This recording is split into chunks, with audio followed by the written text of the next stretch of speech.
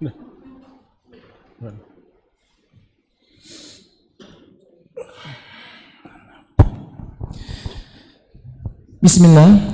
Assalamualaikum warahmatullahi wabarakatuh.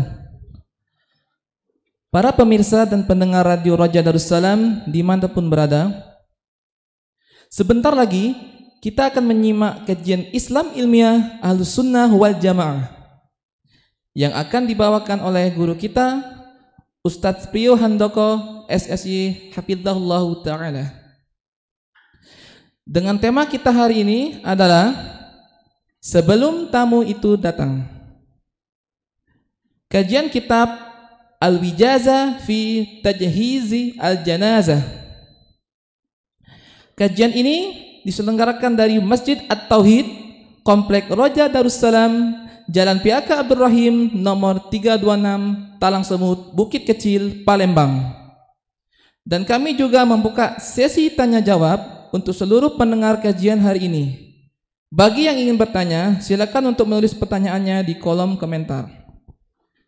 Mari kita simak apa yang beliau sampaikan dan semoga ini akan menjadi ilmu yang bermanfaat bagi kita, keluarga, sahabat, kerabat, serta para pendengar Roja Darussalam maupun Sriwijaya Mengaji dimanapun berada. Tafadhal mashkura Ustaz. Bismillahirrahmanirrahim. Assalamualaikum warahmatullahi wabarakatuh. Alhamdulillah hamdan katsiran tayyiban mubarakan fih kama yuhibbu rabbuna wa yarda. Asyhadu an la ilaha illallah wahdahu la syarika lah wa asyhadu anna Muhammadan abduhu wa rasuluhu amma ba'du. Segala puji bagi Allah Subhanahu wa taala yang telah mempertemukan kita semua sehingga kita bisa mendapatkan manfaat yang begitu besar, yaitu menimba ilmu agama yang dulu para ulama terdahulu begitu getolnya, begitu semangat di dalam mencari ilmu agama Islam, sehingga Sa'ad bin Musayyab, seorang perawi hadis yang sangat terkenal, beliau mengatakan sebagaimana dijelaskan oleh dalam kitab Fathul Bari, Ibnu Rajab Al-Hambali, beliau mengatakan, sesungguhnya aku berjalan kaki mencari satu hadis bermalam-malam berhari-hari. Berapa hadis? Satu hadis saja. Keliling dunia, keliling kampung, keliling kota, keliling provinsi untuk mencari apa? Satu hadis. Allahu Akbar. Begitu hebatnya semangat mereka dalam mengejar surga Allah Subhanahu wa taala. Akan tetapi pertanyaan besarnya adalah, lalu di manakah kedudukan kita dari kedudukan yang tertinggi yang dimiliki oleh pendahulu-pendahulu kita, yaitu para ulama, para sahabat, para tabi'in, para tabi'in dalam mengejar surga Allah Subhanahu wa taala. Mudahnya kita mendapatkan ilmu agama. Begitu banyaknya, cepatnya, mudahnya hadis-hadis dibacakan di hadapan kita. Tinggal mendengarkan saja, tinggal buka saja, tinggal membaca saja. Tidak perlu jauh-jauh, jalan kaki. Semua problematika, semua permasalahan mudah kita cari tahu, tanya Ustadz. Tapi mereka ketika mereka mendapatkan suatu problem, permasalahan agama, mereka pergi ke sana, pergi ke situ, pergi ke sana mencari seorang guru agar mendapatkan hadis, ilmu, ajaran, petuah dari Nabi SAW sehingga mereka mendapatkan solusinya. Nah, seharusnya kita lebih bersemangat lagi, lebih banyak bersyukur lagi kepada kenikmatan Allah Subhanahu wa taala yang begitu besarnya ini.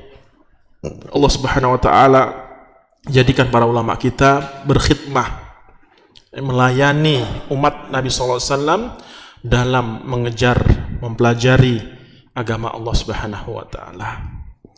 Maka malu sekali, malunya luar biasa diri ini tatkala kita malas-malasan, tidak banyak waktu yang kita luangkan untuk mentelaah, mempelajari Al-Quran, menghafal Al-Quran, mentelaah hadis-hadis Nabi SAW, menghafal hadis-hadis Nabi SAW.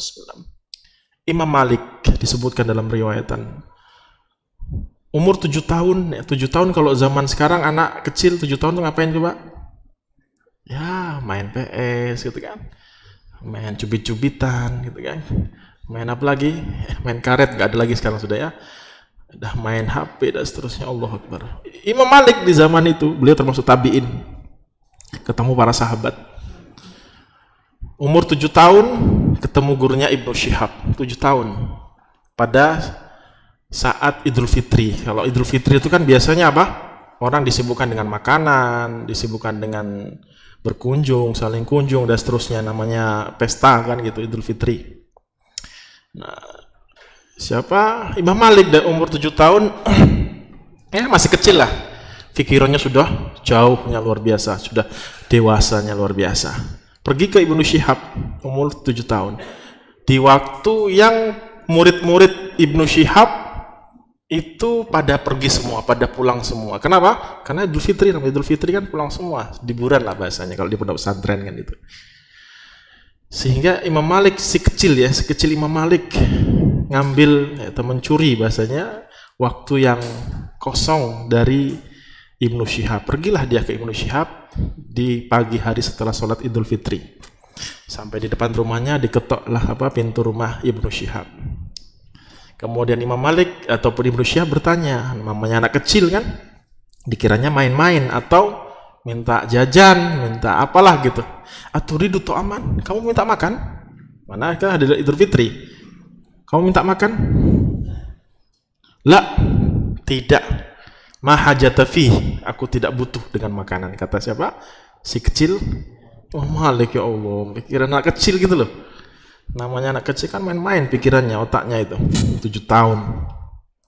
Lakin hadis nih, sampaikan hadis dari Nabi SAW kepada aku. Allah. Fajadaba ilayya. Kemudian siapa? Ibnu Syihab memberikan alwah. Singkat ceritanya seperti itu, panjang ceritanya ya. Akhirnya siapa? Ibnu Syihab memberikan alwah. Alwah itu semacam lembaran-lembaran kumpulan-kumpulan hadis Nabi SAW. 40 sekian. Diambil, dibuka. Buka sama siapa? Imam Malik. Buka-buka. Berapa? 40 hadis. Langsung diambil oleh Ibnu Syihab. Diambil, ditarik. Maka kata Ibnu Syihab, in rawaita hadzal hadis, in rawaita atau in hafidta hadzal hadis, kalau kamu hafal hadis ini, fa anta minal huffaz, kamu termasuk orang-orang yang penghafal, termasuk orang-orang yang penghafal. Huffaz, hafid, kata tunggalnya apa? Hafid, jamaknya huffaz. Kalau zaman dahulu itu ketika dikatakan hafid itu bukan hafal Quran ya. Kalau sekarang hafid itu apa? Di zaman kita hafid Al-Quran, ya kan? Kalau zaman dahulu masa keemasan Islam, kalau disebut hafid, hufad jamaknya bukan Al-Quran yang dimaksud hafalnya, tapi apa? Hadis, meriwayatkan banyak hadis. Perawi bahasa lainnya itu. Kalau Al-Quran itu sudah maklum, semua orang banyak hafal. Sudah istilahnya bahasa kasarannya sudah jadi makanan ya, sudah jadi mainan, sudah jadi ya teman main, dibawa kemana-mana, dihafal dan seterusnya. Itu Al-Quran, jadi nggak perlu disebut hafid Al-Quran. Kalau sekarang apa? Hafid, hafidho. Zaman dulu hafid, hufad itu adalah perawi hadis. Allahu Akbar. Kalau kamu hafal 40 hadis ini, fa anta minal hufad, kamu termasuk penghafal hadis, bukan hafal Al-Quran. Kata Imam Malik, kecil 7 tahun, bal rawaituha wa hafidtuha, aku telah menghafalnya, aku telah meriwayatkan hadis ini. Kaget siapa? Ibnu Syihab. Sekecil Imam Malik 7 tahun, cuma buka-buka seret, hafal semua hadisnya tanpa biasanya kita ngapal-ngapal, diingat, ngapal ulang-ulang lagi kan enggak. Ini langsung, itulah mukjizat, karomah istilahnya, karomah wali istilahnya. Allah Subhanahu wa taala berikan kepada mereka sehingga agama kita terjaga sampai sekarang kemurniannya. Kita tinggal metik, tinggal ngambil, tinggal makan, tinggal konsumsi, tinggal mempelajari, mengayati, memahami, membaca. Mudah apa? Mudahnya luar biasa. Nggak perlu kemana-mana. Misalkan bingung nih jamaah nih, ikhwan akan bingung nih tentang apa gitu, tanya temannya, kamu punya nomor ustadz ini nggak? Punya nih, kasih. WA, assalamualaikum Ustaz, kirim, atau ketik YouTube hukum ini keluar. Allahu Akbar. Harusnya apa? Di zaman ini harusnya banyak para ulama yang mumpuni dalam masalah agama, harusnya kalau gitu. Itulah yang dinasihatkan oleh Syekh Abdul Razak bin Badr.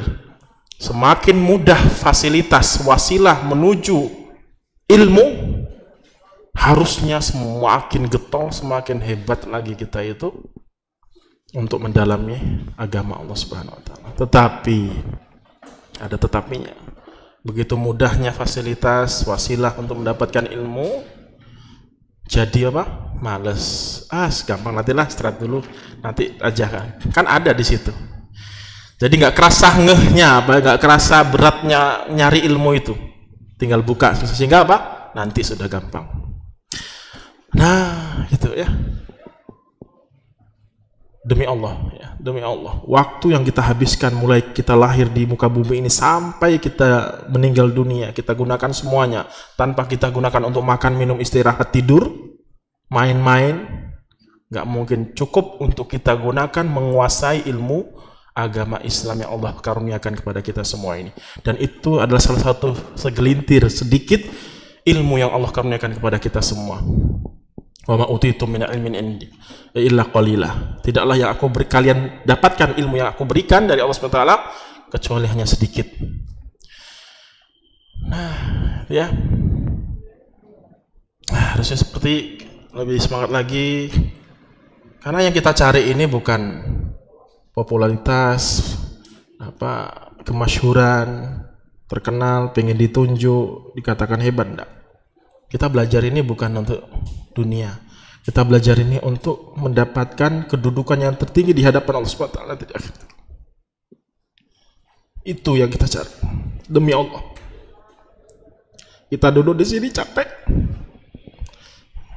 Waktu istirahat kita, waktu bermain kita, waktu kita santai, kita pakai, kita gunakan untuk duduk di sini, pergi dari rumah kita ke sini hanya untuk mendapatkan surga Allah SWT.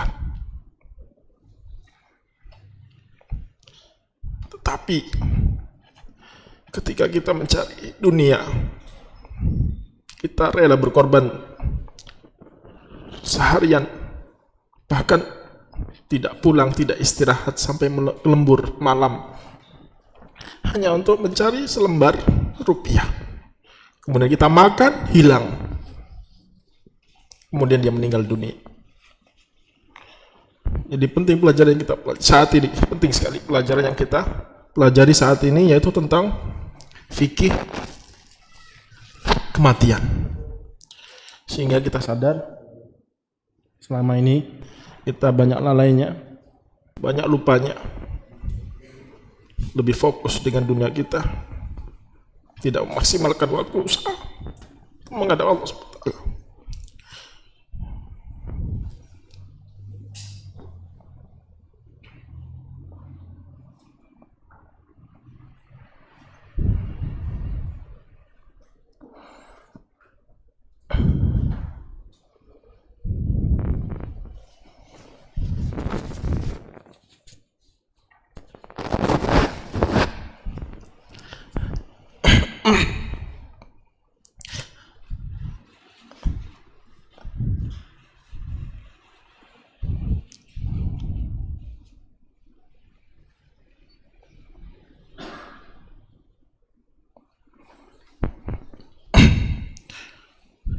Jangan sampai kita masuk kepada ayat yang Allah Subhanahu wa taala jelaskan di dalam Al-Qur'an surat Al-An'am ayat 27. Allah Subhanahu wa taala katakan, walau taro id wuqifu 'alan nar. Ketika mereka orang-orang kafir dihadapkan ke neraka. Qalu ya alaitana. Sungguh celakalah kami.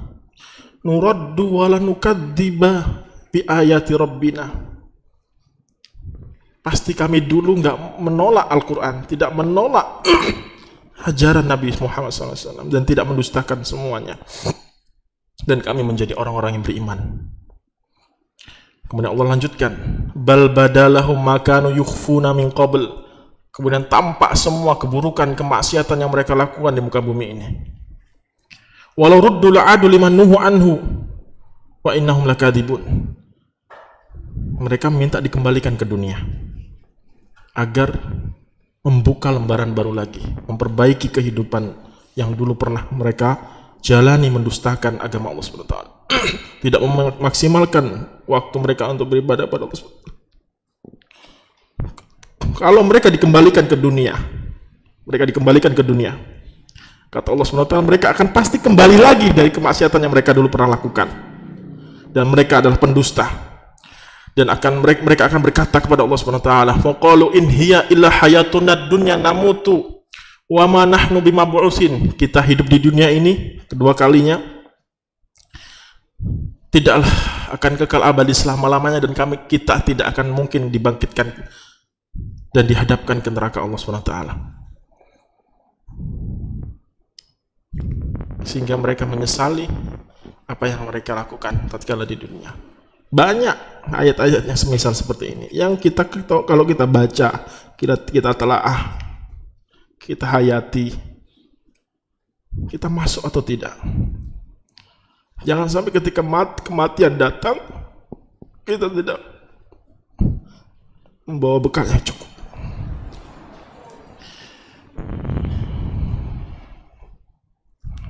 Coba bangun, sadarlah. Kaum muslimin yang dimuliakan Allah Subhanahu.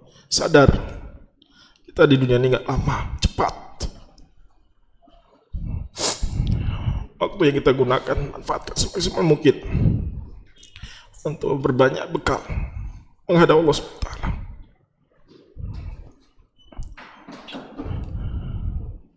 Tidaklah kematian itu kita akan melaluinya dengan amat sangat sakit kerasnya, pedihnya, siksaan tatkala seseorang menghadapi kematiannya, yaitu sakaratul maut. Sebagaimana yang diriwayatkan salah satu kisah dari Israiliyat,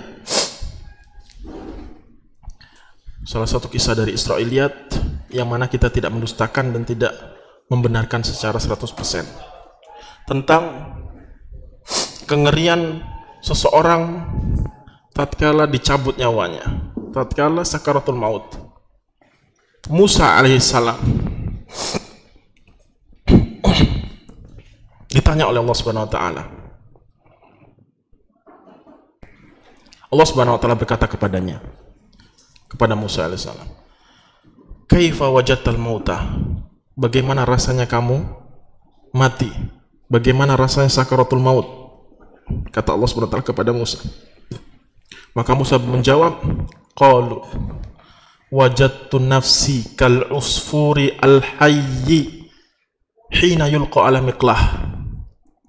Aku mendapatkan diriku seperti seekor burung, yang mana seekor burung tersebut dilemparkan ke penggorengan. La yamutu fayastarihu wa la yanju fayatiru. Dia tidak mati dan juga tidak selamat sehingga dia bisa kabur. Itu gambaran sakaratul maut yang dijelaskan oleh Musa alaihissalam. Apa tadi? Burung dilemparkan di penggorengan, yang mana burung tersebut tidak mati. Kalau mati kan selesai, enak, hilang, sakit, ya kan? Ataupun juga tidak selamat, sehingga kalau dia selamat bisa lari, bisa kabur, bisa terbang. Jadi dalam keadaan hidup dia digoreng terus, tidak mati, tidak kabur. Di dalam riwayat lain, Musa alaihissalam mengatakan, dan ini dibawakan oleh para ulama Ibnu Katsir, Al-Imam Qurtubi, dan yang lainnya, walaupun mereka meragukan sanadnya, kesahihan periwayatan ini, karena kisah Israiliyat. Kaedah kisah Israiliyat itu 50 kita dustakan, 50 kita benarkan. Tengah-tengah. Kenapa? Karena banyak penyelewengan pada saat itu. Penyelewengan apa? Cerita, ajaran, kisah. Maka tak mengapa para ulama pun juga membawa kisah ini. kecuali dari jalur Nabi SAW. Ketika Nabi SAW menjelaskan dari Al-Quran atau dalam hadis, maka jelas sahih sanadnya dari kebenaran itu dari Allah Subhanahu Wa Taala. Kata Musa dalam riwayat lain, wajadtu nafsi kasyatin tuslaju biyadil qassab wa hiya hayyatun. Rasanya sakaratul maut. Jadi kalau mati nih kita kan belum ngerasain. Kalau kita mati nanti misalkan, ketika ruh itu ataupun malaikat mau datang, ruh kita akan dicabut oleh malaikat maut dari badannya. Rasa sakitnya itu, kata Musa alaihissalam, seperti seekor kambing yang hidup dikuliti oleh tukang jagal. Jadi kambing hidup dikuliti oleh seorang tukang jagal. Itulah rasa sakit yang dirasakan oleh si mayit tatkala ruhnya dicabut. Dan sudah kita bahas kemarin, seperti digergaji, seperti digunting, itu rasa yang sangat sakit dirasakan oleh si mayit. Kita nggak lihat, kita nggak merasakan, kita tidak bisa mendengar, dan dia tidak bisa menceritakan. Kan sudah kita sampaikan. Apa sih maksud dari maut? Inqita'. Masih ingat kematian itu apa sih? Perpisahan. Sakarat sudah kita jelaskan kemarin. Apa maksud sakarat? Sakarat itu dari kata sakrun, yaitu mabuk. Secara bahasa mabuk itu adalah ditutupnya akal seseorang sehingga dia tidak merasakan sakit atau tidak sakitnya, sehingga dia tidak bisa membedakan antara benar dan salah, sehingga dia tidak bisa menceritakan karena alamnya sudah mulai berpindah dari dunia ke alam barzah dan dia tidak bisa ceritakan. Dan harus kita yakini kalau itu memang betul-betul ada sakaratul maut tersebut, kejadian sakaratul maut tersebut. Maka Allah Subhanahu wa taala katakan kepada Musa, begitupun seperti Nabi Ibrahim. Kata Allah Subhanahu wa taala, "Amma inna qad hauna 'alaika ya Ibrahim wa ya Musa." Apa yang kau ceritakan tadi, sakit yang kau ceritakan tadi, itu sudah yang paling ringan. Allah. Itu yang sudah yang paling ringan. Siapa mereka? Rasul, para nabi. Kita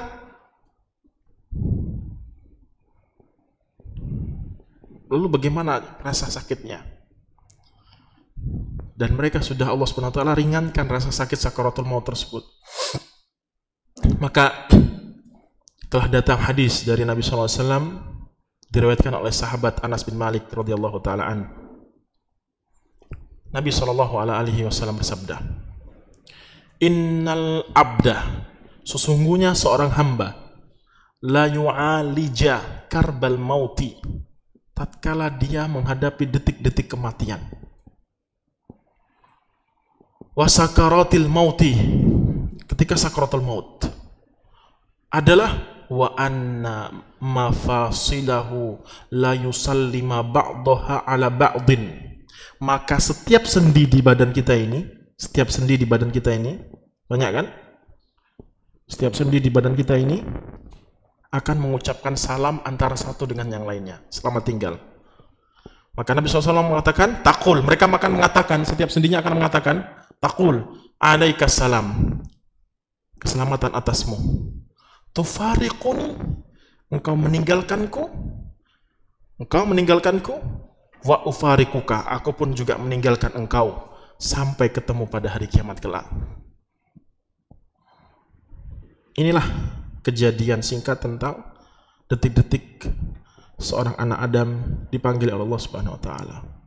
Dan mereka para rasul dan mereka para nabi, begitu amat sakitnya tatkala sakrat. Begitupun Nabi sallallahu alaihi wasallam. Begitupun Nabi sallallahu alaihi wasallam.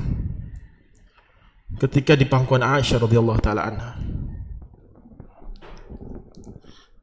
Nabi sallallahu alaihi wasallam, manusia terbaik, manusia yang paling mulia, pun juga merasakan pedihnya, sakitnya sakaratul maut.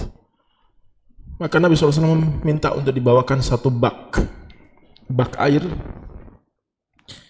yang mana beliau SAW akan menggunakan air tersebut untuk diusapkan ke wajah beliau SAW, wajah yang mulia. Maka beliau mengatakan, la ilaha illallah, tiada Tuhan yang berat kecuali disembah kecuali Allah SWT. Innalil mauti lasakarat, sesungguhnya kematian ada sakaratnya. Tidak ada sesembahan kecuali yang berhak disembah kecuali Allah SWT, dan sesungguhnya kematian itu ada sakaratnya. Maka Nabi SAW meninggal dunia. Dan itulah manusia yang paling mulia. Nabi SAW merasa sakit pedihnya tatkala beliau meninggalkan dunia. Lalu pertanyaan besar, kemanakah kita? Bagaimana rasa yang akan kita rasakan tatkala kita menjumpai ajal kita masing-masing? Maka kaum muslimin yang dimuliakan Allah SWT, perlu kita ini sering mengingat kematian, dan banyak wasilah perantara kita mengingat kematian, banyak sekali. Cuman kita tidak mau mengambil ibrah pelajaran dari kematian tersebut. Nabi SAW bersabda, sebagaimana diriwayatkan oleh At-Tirmidzi, At-Tabrani, dan Al-Hakim, hadis sahih. Beliau, Nabi SAW mengatakan, dan ini pelajarannya banyak, silakan didengar. Innallaha idza kataba, dalam riwayat lain innallaha idza qada, sesungguhnya ketika Allah Subhanahu wa taala menetapkan ajal seseorang. Perhatikan ini. Sesungguhnya ketika Allah Subhanahu wa taala menetapkan ajal seseorang, kapannya? Dan kita nggak tahu kapan. Ja'ala lahu ilaiha hajatun. Allahu akbar. Ja'ala lahu ilaiha hajatun. Saya ulang lagi, ketika Allah Subhanahu wa taala menetapkan ajal seseorang, kematian seseorang, Allah jadikan dia, yang sudah ditetapkan kematiannya, Allah jadikan dia tergerak hatinya, terdorong hatinya untuk mendatanginya, untuk mendatangi kematian itu sendiri. Paham maksudnya? Jadi ketika kita ada dorongan di dalam hati untuk menghadiri tempat, mengunjungi suatu tempat, keluar rumah lah kayak gitu, itu salah satu tanda kita akan mendatangi kematian. Sebagaimana sabda Nabi SAW tadi, Ja'ala lahu ilaiha hajah, Allah jadikan hatinya tergerak, butuh, merasa butuh, saya nanti mau ke sana. Dan disitulah kematian dia. Makanya para ulama mengambil pelajaran dari hadis ini adalah setiap keluar rumah yang harus kita ingat apa? Kematian. Setiap keluar rumah yang harus kita ingat apa? Kematian.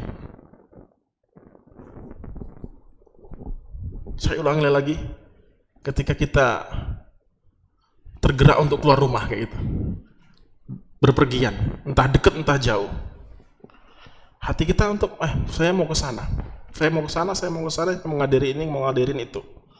Itu tanda, salah satu tanda kalau Anda akan mendapati ajal Anda. Sehingga di situ banyak sunnah-sunnah Nabi SAW yang diajarkan kepada kita semua yang memiliki korelasi hubungan dari hadis ini. Apa doa keluar rumah? Bismillahirrahmanirrahim. Allah. La haula wala quwata illa billah. Bismillahirrahmanirrahim. Kemudian setelah itu apa? Naik kendaraan. Bismillah, Allahu Akbar 3 kali. Subhanalladzi sakhkhara lana hadza wa ma kunna linahtadiya. Subhanalladzi sakhkhara lana hadza wa ma kunna muqrinin wa inna ila rabbina lamunqalibun. Itu ada di dalam surat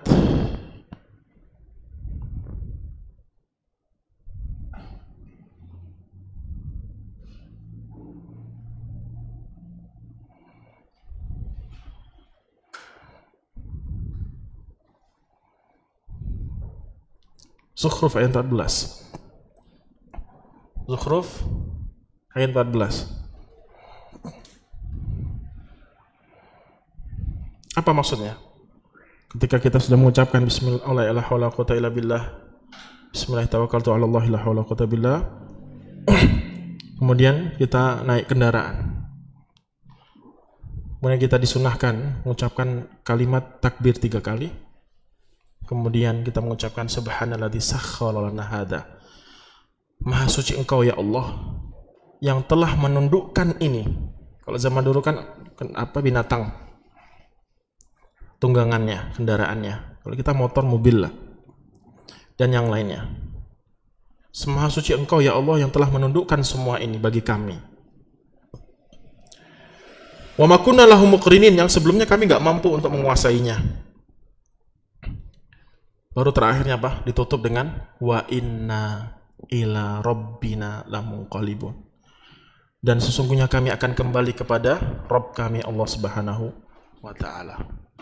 Nah, sunnah-sunnah yang semacam ini harusnya kita sering lakukan, sering kita pelajari, sering kita hafalkan. Doa itu, doa ini, doa makan, doa masuk WC, keluar WC, banyak sunnah-sunnah yang kita nggak pelajari. Boro-boro kita amalkan ya. Kita pelajarin aja tidak. Banyak, luar biasa.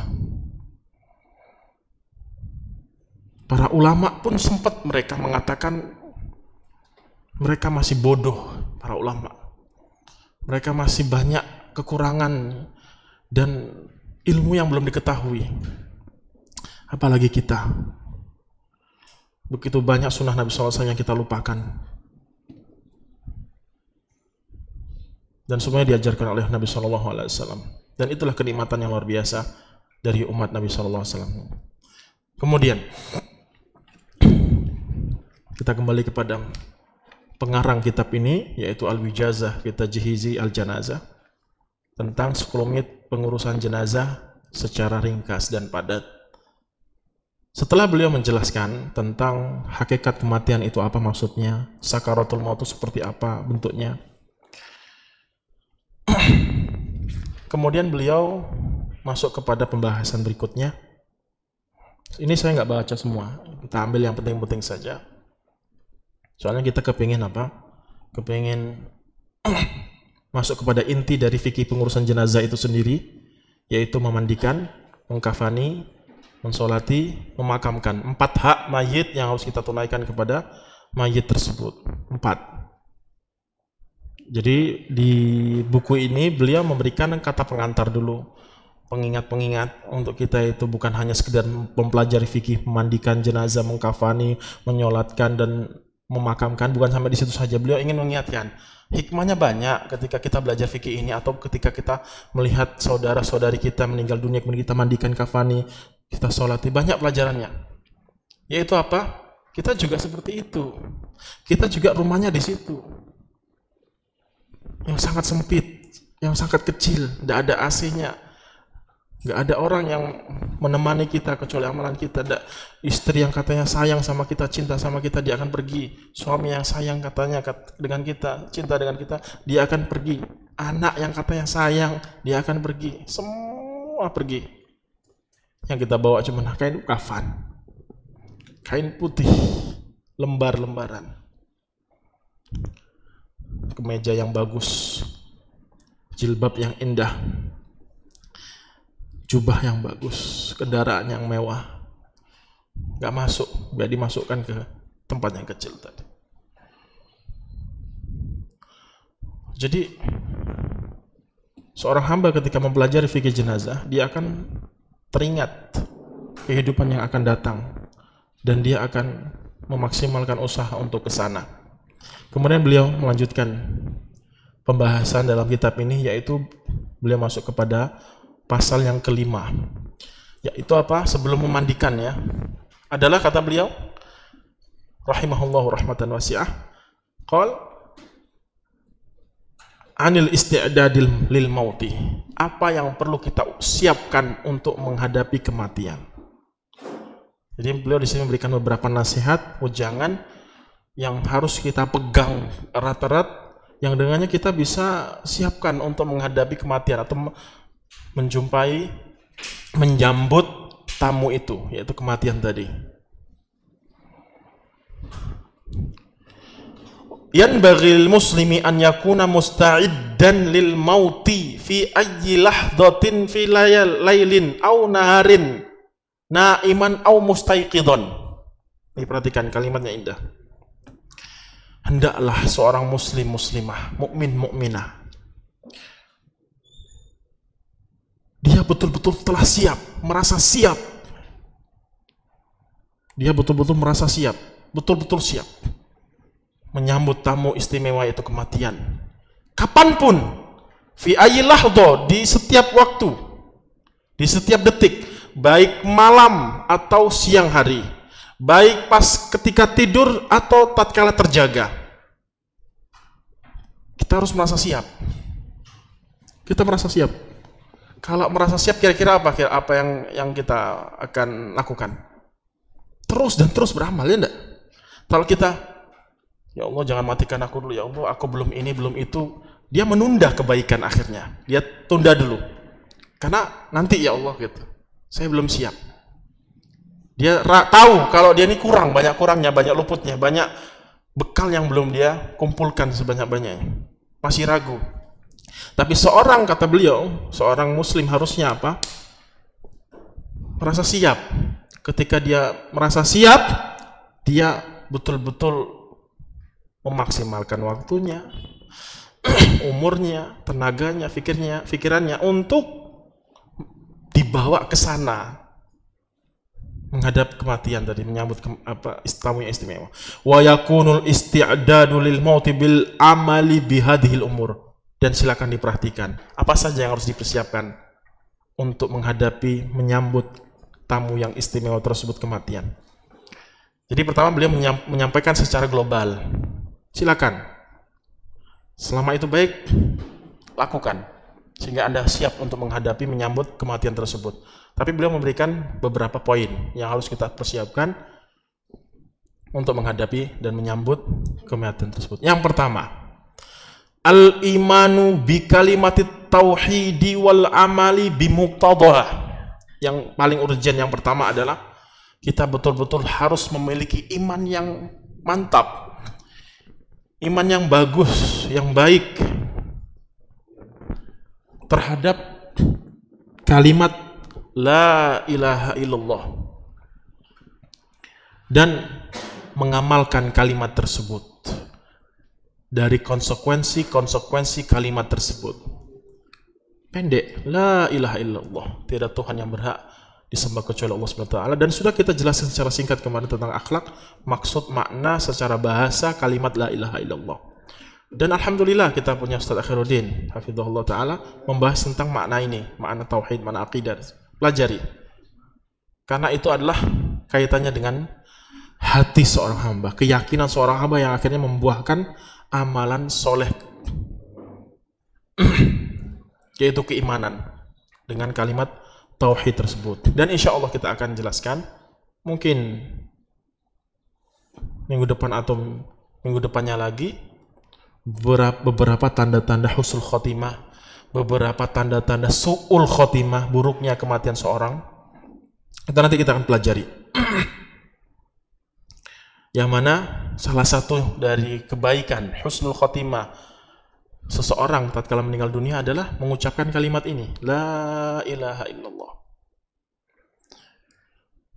Ya kelihatannya mudah sekarang ya, sekarang mudah, la ilaha illallah. Kita mudah mengucapkan kalimat la ilaha illallah. Tatkala kematian itu tiba, ruh sudah hampir mau dicabut, lisan berat ya untuk mengucapkan kata tersebut, ya sudah nggak bisa kita ucapkan. Maka kembali kepada kuasa Allah dan kehendak Allah Subhanahu wa taala, di manakah diri ini akan dibawa, ke surga atau ke neraka. Kalau kita amalkan dari sekarang nih, kebiasaan sudah kita ini sedikit-sedikit mengucapkan kalimat la ilaha illallah, kemudian kita baca-baca buku tentang akidah-akidah kaitannya dengan masalah la ilaha illallah, apa maksudnya, konsekuensinya. Itu pertama. Yang kedua, al-muhafadzatu ala shalawatil khamsi ma'al jama'ati. Kata beliau, terus continue istiqomah dalam menunaikan sholat 5 waktu bagi muslim dan muslimah, dan bagi para laki-laki muslim untuk sholat jamaah di masjid. Kemudian yang selanjutnya kata beliau, ya maksudnya masih yang poin yang kedua, berusaha untuk menjaga amalan sunnah. Berusaha untuk menjaga amalan apa? Sunnah. Apapun itu, sunnah sholat, apa saja sunnah sholat banyak. Yang paling afdol adalah apa? Sholat tahajud dan seterusnya. Berarti menuntut kita untuk apa? Belajar. Apa saja sih sunnah-sunnah sholat, sunnah-sunnah puasa, sunnah-sunnah apalagi haji, kalau yang haji ya, zakat, maksudnya sedekah, perlu juga pelajaran zakat. Kenapa? Dan ini yang sering banget saya tekankan. Surat Fatir 32 ya, surat Fatir 32. Orang yang paling terdepan dalam mengejar surga Allah Subhanahu wa taala adalah orang yang semangat menjalankan amalan sunnah dan semangat untuk meninggalkan sesuatu yang apa? Makruh. Ini selalu terngiang-ngiang di otak, di benak. Hari ini sunnah apa yang sudah anak kerjakan? Hari ini makruh apa yang sudah anak jauhi? Kalau orang sudah semangat menjalankan yang sunnah, otomatis wajib, pasti kan gitu.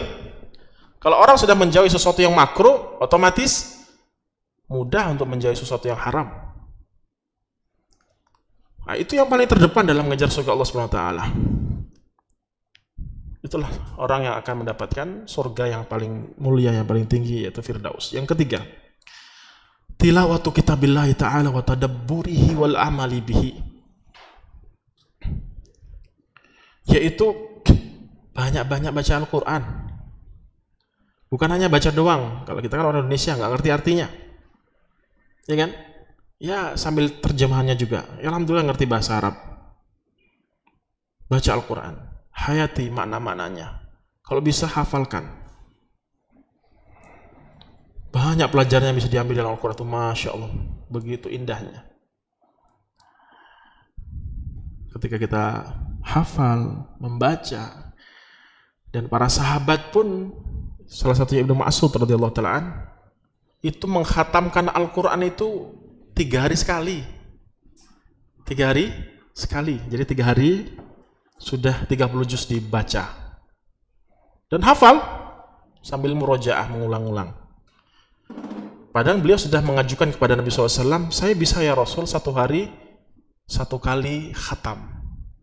Tapi Nabi SAW memberikan saran, usulan 3 hari sekali. 3 hari sekali. Bisa jadi kalau misalkan sehari sekali, kita banyak waktunya nanti kita gunakan untuk baca Al-Quran sehingga lupa dengan hak-hak yang lain. Itu maksudnya. Ya. Jadi di dalam rumah megang Al-Quran terus dari pagi sampai sore, padahal dia punya kewajiban sama anak istrinya, keluarganya, orang yang di luar gitu. 3 hari sekali. Kita berapa? Setahun sekali belum tentu. Allahu Akbar. Bulan Ramadan, ya, tidak masalah. Tapi banyak-banyak membaca Al-Quran, menghafal Al-Quran kalau bisa. Banyak sekali pelajaran yang bisa diambil. Kita ingat akhirat ketika kita ingat hakikat hinanya kehidupan di dunia ini. Keempat, saya agak percepat ya, ada banyak. Jam berapa nih? 17. Jam 5. 4, qira'atu sunnatil Mustafa sallallahu alaihi wasallam. Banyak-banyak ya, mempelajari apa sih pesan-pesan Nabi sallallahu alaihi wasallam, yaitu hadis. Hadis. Al-Quran 30 juz. Lumayan susah kan gitu. Hadis Nabi SAW ada berapa? Ribuan. Puluhan ribu. Kita punya kitab Jami'ut Tis'ah. kutubut tis'ah, kitab hadis yang 9. Ada yang lebih dari 9, banyak. Al-Quran aja berat, Ustaz, 30 juz. Apalagi kitab 9 hadis yang tebelnya segini-segini. Ribuan hadis. Tapi tidak masalah, bismillah, dikit demi sedikit. Yang penting ada waktu untuk buka-buka hadis, baca-baca wejangan-wejangan Nabi SAW yang dulu para ulama satu hadis saja susahnya luar biasa sampai meninggal dunia oleh karena sebab mencari satu hadis. Sakit parah oleh karena sebab mencari satu hadis Nabi SAW. Kita tinggal terima matangnya, ambil aja, buka, baca, mudah. Allah berikan kemudahan. Nomor 5, mujalasatus salihina waqtibasi al-faidati. Ya, banyak-banyak duduk-duduk sama para orang-orang soleh. Banyak-banyak duduk, mujalasatus salihin waqtibasu al-faidah. Banyak-banyak duduk, kumpul-kumpul sama orang soleh, ngobrol-ngobrol tentang agama. 5. Keenam, kata beliau, al-hirsu ala majalisid dzikr. Sering-sering hadiri pengajian. Sering-sering menghadiri pengajian. Yang mana di dalam pengajian tersebut tidak harus kayak gini, kajian kayak ini, ya kumpul-kumpul, halaqah-halaqah kecil, yang mana di situ dipelajari Al-Quran, dipelajari hadis-hadis Nabi SAW. Karena menuju surga butuh ilmu, gitu loh. Kalau kita nggak mau kumpul-kumpul dalam rangka mempelajari agama Allah SWT, gimana kita mau masuk surga? Orang mati-matian S1, S2, S3, profesor, harta habis, waktu habis, buat skripsi, tesis, disertasi, penelitian dan seterusnya. Itu untuk cari apa coba? Sesop nasi. Bisa beli rumah, bisa beli itu, bisa beli itu. Gilanya luar biasa gitu loh. Masa kita kalah kan gitu kalau ingin mencari yang lebih daripada dunia. Bal tu'sirunal hayatad dunya wal akhiratu khairu wa abqa. Mereka mengedepankan kehidupan dunia, padahal akhirat itu kekal dan yang terbaik.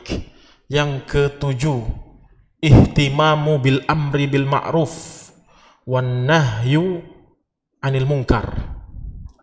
Yaitu semangat untuk menegakkan kebenaran dan semangat juga untuk mencegah dari kemungkaran-kemungkaran. Dakwah berarti ini. Jadi kalau ada di rumah kita ada kemungkaran itu bisa jadi kewajiban tidak dilaksanakan dan kemaksiatan dilakukan. Itu kemungkaran juga. Itu maksud kemungkaran juga sama. Ya, kita perintahkan orang-orang yang ada di rumah kita untuk beribadah, kita ajak. Bukan kita sendiri yang masuk surga gitu loh. Ajak, gandeng banyak orang. Terkhusus orang yang terdekat dalam kehidupan kita. Ke-8. Nah, ini yang paling penting.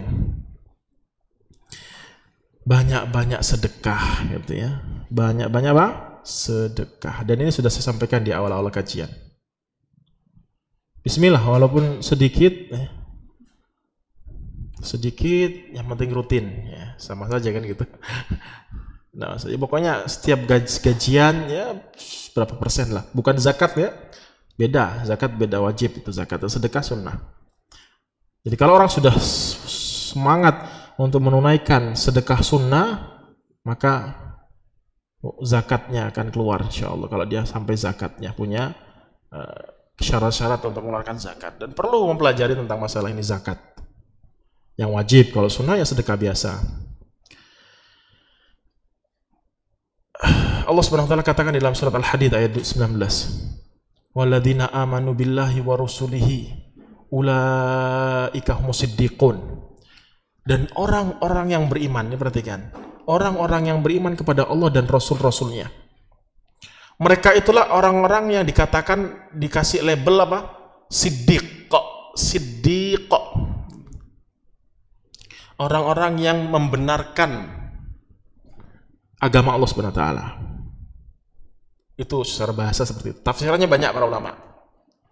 Siddiq adalah salah satunya itu, membenarkan apa yang datang dari Nabi SAW, Al-Quran dan hadis Nabi SAW. Satu. Kedua, para ulama mentafsirkan, menjelaskan siddiq di sini adalah orang yang gampangan mengeluarkan harta bendanya, waktunya, tenaganya, pikirannya untuk kepentingan kaum muslimin di jalan Allah Subhanahu wa taala. Saya ulangi lagi, maksud secara bahasa sedekah. Kenapa kalimat sedekah diungkapkan untuk perbuatan orang yang mengeluarkan uang dan yang lainnya? Kenapa? Kenapa pakai kata sedekah? Sodakoh, Indonesia ngambil dari bahasa Arab. Sodakoh, sodakoh. Kenapa? Secara bahasa sodakoh itu apa artinya? Pembenaran. Pembenaran. Apa korelasinya dengan keimanan? Dengan mengeluarkan harta, tenaga, pikiran untuk kaum muslimin, untuk di jalan Allah SWT. Apa hubungannya? Ketika orang mudah untuk berkorban hartanya dan yang lainnya, dia yakin setelah ini ada pahala. Setelah kehidupan di dunia ini ada pahala. Nah, pahala itu kan goib. Goib gak? Surga, neraka, goib gak? Goib gak kelihatan. Nah, orang itu kepinginnya apa? Yang nyata-nyata, yang jelas-jelas. Makanya selain agama Islam, jelas tuh. Tuhan ini, dewa ini, jelas. Karena fitrah naluri manusia kalau mengagungkan sesuatu harus jelas siapa yang diagungkan. Makanya digambar ini, akhirnya dibuatlah itu, dibuatlah ini. Kita agama Islam, ya masjid kosongan kayak gini. Hanya sekedar buktinya apa? Al-Quran dan hadis. Dan itu ujian. Mana? Mana Allah mana ada kok? Surga mana? Mana bukti konkretnya? Realnya mana? Tidak ada. Ujian di situ. Nah, orang yang membenarkan itu semua adalah orang-orang yang bertakwa. Allah katakan Alif Lam Mim. Dzalikal kitabu la raiba fihi hudal lil muttaqin. Itulah Al-Qur'an, tidak ada keraguan di dalamnya, petunjuk untuk orang-orang yang bertakwa. Siapa sifat orang bertakwa itu? Salah satunya ada apa? Alladzina yu'minuna billahi apa? Lupa apa? Udah lil muttaqin alladzina yu'minuna bil ghaibi. Alladzina yu'minuna bil ghaibi. Mereka itulah orang-orang yang mengimani yang gaib. Kalau nggak beriman dengan sesuatu yang gaib, nggak mungkin kita sholat, nggak mungkin kita mau sedekah. Karena kita yakin, seyakin-yakinnya walaupun tak terlihat. Kalau alam kubur itu ada, kalau surga itu ada, neraka itu ada. Saya yakin. Dan itulah sifat orang yang bertakwa, mengimani sesuatu yang gaib. Ketika orang mensedekahkan hartanya, dia tahu nanti dibalas ini setelah ini. Maka itulah dikatakan pembenaran apa yang dia telah imani. Dia mengimani apa? Alam kubur. Dia mengimani Allah dan Rasulnya, iman yang 6. Dia yakin. Dibuktikan dengan apa? Mengeluarkan semua yang dia miliki untuk kepentingan agama Islam. Itu hubungan korelasi dengan keimanan dan sedekah. Maka Allah katakan wasyuhada'u 'inda rabbihim lahum ajruhum wa nuruhum, dan orang-orang yang mati syahid yang bersaksi atas agama Allah Subhanahu wa taala, mereka akan mendapatkan pahalanya dan cahaya dari Allah Subhanahu wa taala. Di akhirat jelas itu. Lahum ajruhum, mereka mendapatkan pahala dan cahaya. Nanti gelap di akhirat nanti. Mau lewatin sirat, rambut lebih tipis daripada satu helai rambut, lebih tajam daripada pedang yang paling tajam. Kita lewat di atas tersebut dan suasana gelap. Gimana mau lewat coba? Logikanya. Gimana mau lewat? Kecuali Allah SWT berikan apa? Kekuatan. Apa di situ? Nuruhum. Di sini nur, cahaya, dikasih cahaya. Secepat kilat, secepat kuda, secepat suara. Ada yang lari, ada yang jalan, ada yang merangkak, ada yang merangkak-merangkak jatuh ke neraka Allah SWT. Waliyahidzubillah. Nah, itu sifat orang yang sifat orang yang bertakwa, yang mana mereka mudah untuk mengeluarkan sedekah. Jadi dia yakin nih kematian itu ada dengan mengeluarkan apa yang dia miliki. Kemudian ya, sedikit lagi ya, beliau itu sampai situ. Istilahnya saran dari beliau, apa yang harus kita fokuskan dalam menjalani kehidupan di muka bumi ini. Kemudian masuk ke pasal berikutnya ataupun masuk ke permasalahan berikutnya. Cara untuk mengingat kematian itu apa saja? Di sini beliau mengatakan tadzakurul mauti ad-daim. Cara untuk menyadarkan hati kita, diri kita, kalau kita ini nanti mati.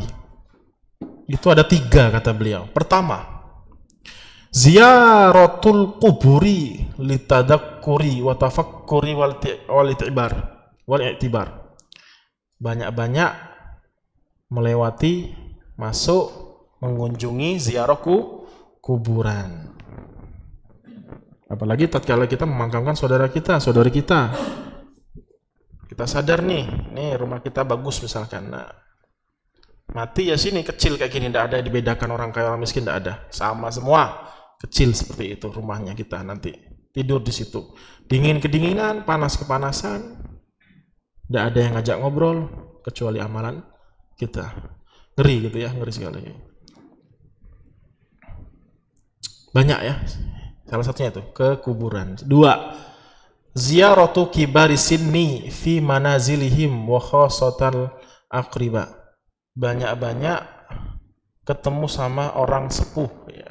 Seseorang yang sudah lanjut usia, ngobrol, tukar pemikiran, pengalaman. Dia cerita nanti dulu masa muda gini, sekarang nggak bisa mas. Berarti ada masanya saya akan turun kekuatan saya, fisik saya. Manusia ini akan hilang maksudnya gitu, maksudnya akan mengalami pengurangan kesudahan ketika kita banyak ngobrol dekat sama orang tua, orang yang sudah sepuh maksudnya. 3, ziyaratul mardha fil mustashfayat. Sering-sering ke rumah sakit. Kalau sekarang hati-hati tapi corona ya, Covid. Beliau menyarankan sering-sering main ziarah ke rumah sakit, puskesmas lah kalau ini dekat. Lihat, ada yang patah kaki, tangannya hilang, ya matanya hilang, tidak bisa berdiri, tidak bisa duduk, hanya tiduran, kepalanya hilang. Aduh, kepala hilangnya ada mati berarti. Oh iya ya, lemah manusia ini ya. Katanya sombong, katanya hebat, katanya segala macam bisa, tapi kalau pas naik motor jatuh dilindes remuk. Ya Allah, di situ sadar kita. Untuk apa sih sombong? Giliran dilindes sama ban yang cuman isi angin, ban diisi angin, kemudian di atasnya ada pemberat, krekek mati. Tadi cantiknya luar biasa, gantengnya masya Allah, punya ini punya itu, dilindas innalillahi wa inna ilaihi rajiun. Nah baru sadar, oh iya manusia ini tidak perlu sombong. Untuk apa sombong? Ada yang harus dipersiapkan. Apa itu? Amalan soleh untuk menghadapi ini semua. Saya tambahkan sampai 3 di situ saja, sampai 3 di sini. Banyak ya saya tambahkan. Yang keempat adalah ketika hendak tidur. Cara mengingat kematian yang amat sangat mudah, dan itu sering kita lakukan pasti, mau tidak mau kita tidur, apalagi yang banyak tidur gitu. Apalagi yang banyak tidur. Ketika bangun, Anda sadar nggak? Ketika bangun itu, di mana tadi saya ya?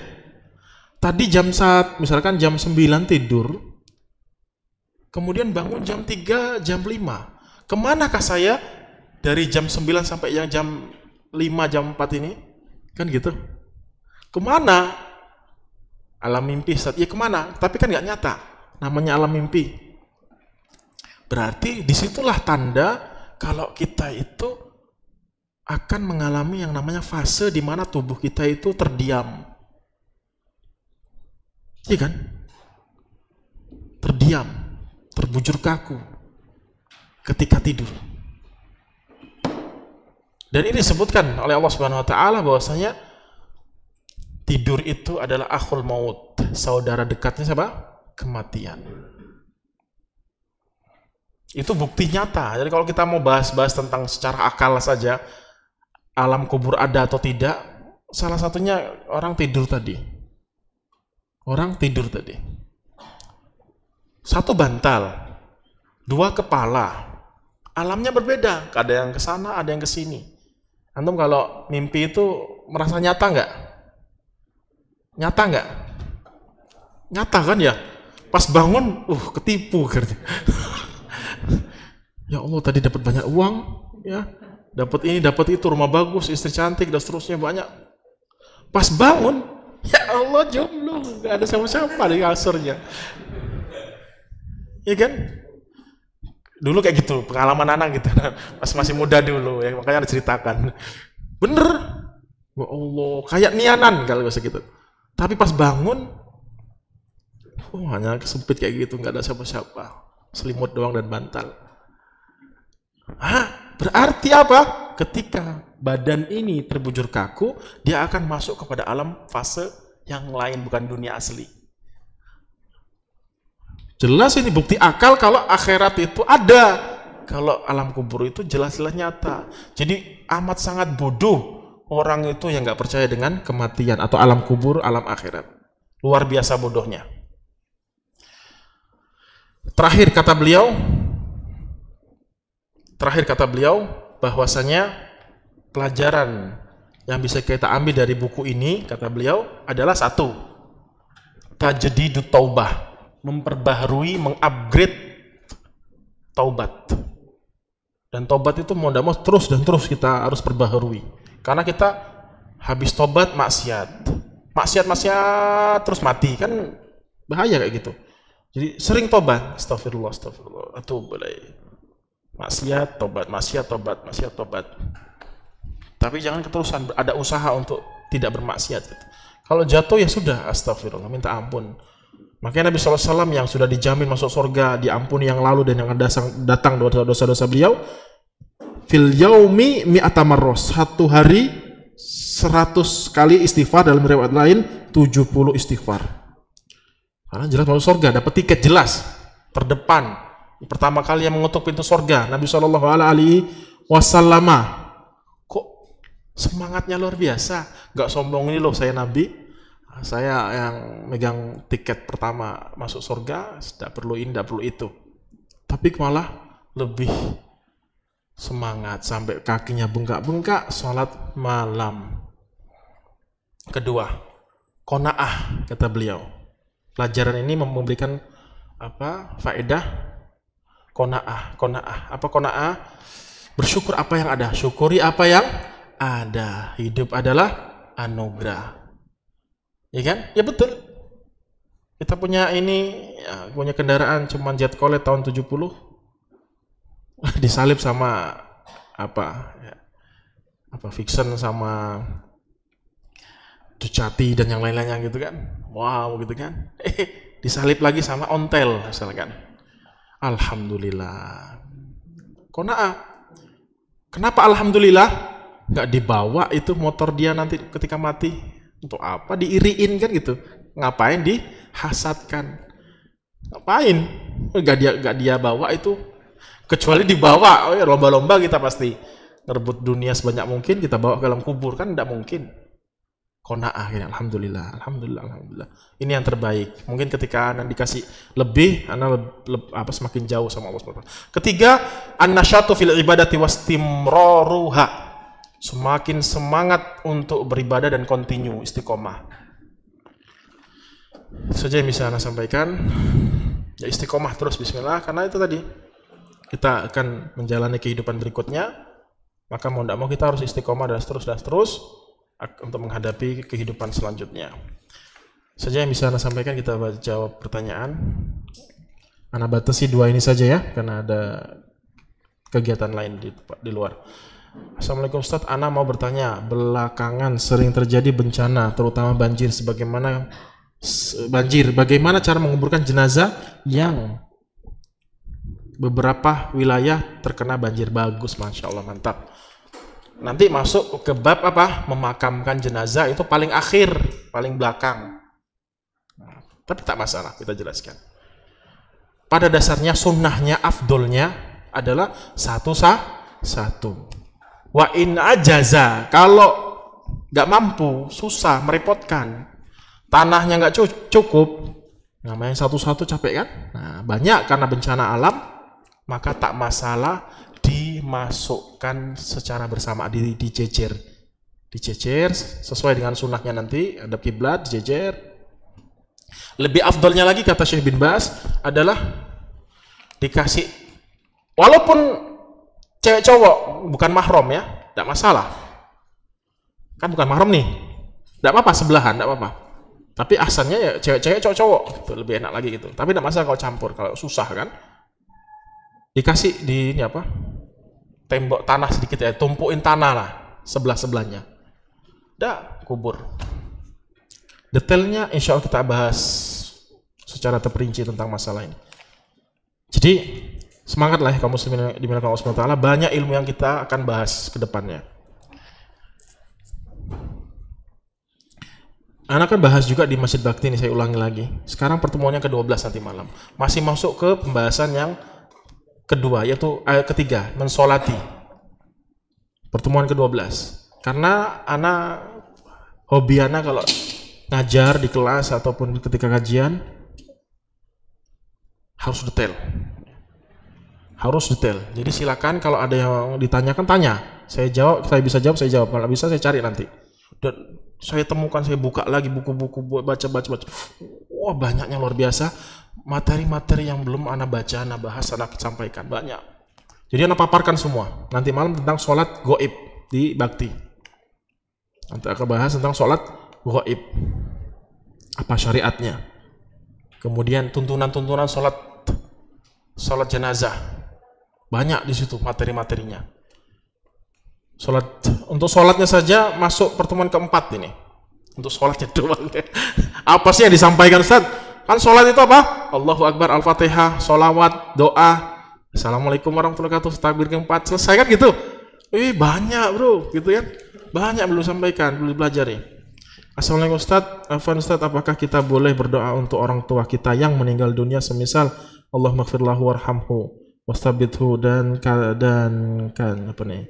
Ketika dalam sholat, keadaan ruku, sujud sebelum salam, doa tersebut apakah diucapkan dalam hati atau dilafadzkan dalam bahasa Arab? Mohon penjelasan.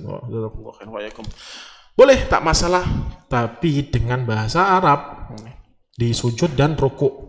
Dan Nabi SAW perintahkan untuk aktsiru bidoa di sujud. Banyak-banyak doa di sujud karena itu yang paling dekat antara hamba dan Allah SWT. Begitupun di ruku sama. Setelah baca doa ruku, doa sujud, doalah banyak-banyak. Kalau sendiri, kalau ngimamin jangan. Kalau sendiri, tak masalah. Apalagi akhwat kan di rumah sendiri, tidak apa, panjang-panjangin doanya. Tapi syarat pakai bahasa Arab. Doa apa saja yang penting baik kepada siapa saja, untuk siapa saja, tak masalah. Maksudnya kepada Allah SWT, untuk siapa saja, tak masalah. Itu saja. Wa akhiru da'wana alhamdulillahirabbil alamin. Semoga yang sedikit bermanfaat. Ketemu lagi kita besok hari Selasa depan. Pertemuan yang ketiga ini berapa nih? 2, betul. Berapa? 3 ini ya. Besok pertemuan yang keempat, insya Allah kita bahas tentang tanda-tanda husnul khotimah dan su'ul khotimah. Assalamualaikum warahmatullahi wabarakatuh.